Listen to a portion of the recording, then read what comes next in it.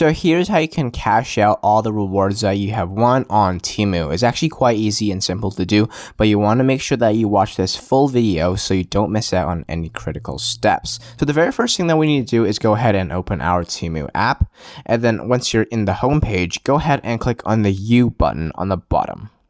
Now you can be led up to your U page, and then if you scroll down a little bit, you want to click on Earn Credits and Free Gifts. And then you want to just choose the offer that you're currently doing that's making you a lot of money that you have completed. So I'm just going to go ahead and click on Cash Reward. So I actually haven't completed this and I'm not able to cash out, but let's say I am able to cash out. So once you have completely finished all the referrals and you're able to cash out, there's going to be a button in this page right over here where it literally just says claim now.